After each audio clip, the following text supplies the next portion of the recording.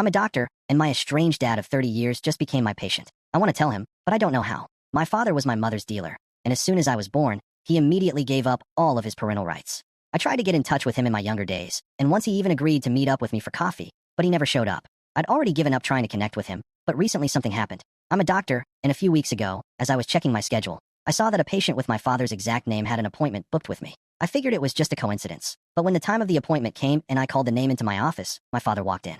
I tried to appear as normal as possible and treat him like any other patient, but hearing my father's voice for the first time in my life hit me way harder than I ever imagined. I went to the bathroom in the middle of the appointment and violently sobbed. I debated whether or not to tell him, but I decided against it. That night, I went home and told my wife, Emily, everything. Her reaction was a mix of shock and concern. She said that this was my chance to finally get some closure or maybe try to build a relationship with him. I didn't know if I could do that. I spent so long hating this man for leaving us, and to just reconnect like that just didn't seem realistic. She told me to just think about the idea and not to decide anything at the moment, and that's what I did. The next day at work, I was a mess. My head was filled with thoughts of me as a kid, this patient potentially being my father, and so much more. As I walked through the hospital corridors, I couldn't stop thinking about my father. I tried to focus on my patient, but his face, paired with the photo that was on my grandparents' nightstand, left me feeling like there was an empty space in my heart that needed to be filled. Over the years, it felt like that space was being filled with resentment for a man I'd never known. I begged God for a sign. My first patient of the day was a young boy with his father, both of them laughing and joking. Their bond was heartwarming and tugged at my heartstrings. I thought maybe this was a sign that I should try to build a relationship with my own father. But then, as I was leaving the room, I overheard a heated argument between a father and his teenage son in the waiting area. It made me reconsider my decision to talk to him because I had so much resentment towards him from my childhood that I wasn't sure if I could communicate with him well enough without it being an argument. Throughout the day, I paid close attention to my patients. I saw a father gently comforting his daughter after a difficult diagnosis, and I felt like I was missing out on the relationship I never had. But then an elderly man came in alone, with no family by his side, reminding me of the isolation my father had chosen for himself all those years ago. During lunch, I sat in the cafeteria, picking at my food, lost in thought. When I was 7 years old, I loved school, but one thing always made me. I thought that he was my father. I felt 100% vulnerable in that moment, like a hermit crab out of its shell. He didn't say anything for a moment and looked at me. His face was soft. He said that he knew for some time. I was shocked. I asked why he didn't say anything. He looked down at his hands. He said he didn't want to force anything on me and thought it would be better if I came to him on my own terms. I had expected denial or maybe anger, but not this calm acceptance. I asked him why did he abandon us. He looked more sad now. He said it was a long story and that he made a lot of mistakes when he was young and scared. He said he was dealing with his own demons, but admitted that leaving was the hardest thing he did, but at the time he felt like it was the best option. I felt like the 7-year-old boy asking his mom why his dad didn't love him all over again. They kept giving me these vague answers, and it upset me. I told him that he was a coward for leaving me. A dad shouldn't leave his son and wait for his son to come around. I didn't ask to be here. He knocked up my mom, realized he couldn't be a father at that point, and dipped. Simple as that.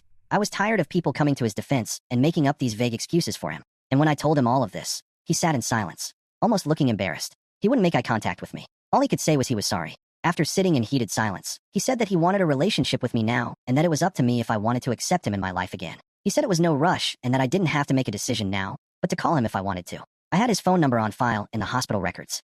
I told him goodbye and went back inside to tend to my other patients. The following days were a mess. I threw myself into my work, but my mind was nothing but thoughts of my dad. Emily noticed my distraction and asked me to talk about it. I told her that I didn't know what to do. A part of me wanted to give him a chance, but another part was still so angry. She said that it was okay to feel both at the same time. This was a weird time in my life, and I'd never been faced with a decision as big as this before. A few weeks later, I was at the hospital finishing up my rounds when I saw my dad's name on the patient list again. This time, instead of dread, I felt a bit nervous. I couldn't keep avoiding this forever. After his checkup, I handed him a note with my phone number and told him to give me a call if he still wanted to talk. He looked at the note, then back at me, and smiled as he left. I couldn't help but wonder if I was making the right decision. A few days later, my phone rang. I saw his number on the screen and hesitated before answering. I answered, and he asked me how I was doing and said he hoped we could meet up for coffee. I hesitated, but then agreed. We made plans for the next day at 2 p.m. The next day, we met at the cafe. It was awkward at first, but as we talked, I began to see him not as the man who had abandoned me, but as a flawed human being trying to make amends. He shared more about his past, his struggles, and the mistakes he had made. I listened. Slowly but surely, my anger turned into understanding. We continued to meet regularly, each conversation peeling back more layers of our past. One afternoon over coffee, he told me about the dark period in his life when he left. He spoke of addiction, fear, and the overwhelming sense of failure he felt. He had thought leaving was the only way to protect us from his self-destructive behavior. He admitted that it wasn't an excuse for what he did, but he wanted me to know. It felt good to finally get a real answer for once in my life. He explained how he'd spent years trying to make himself better and hoped that one day he would find me and explain. Hearing his side was painful, but it also brought a sense of closure.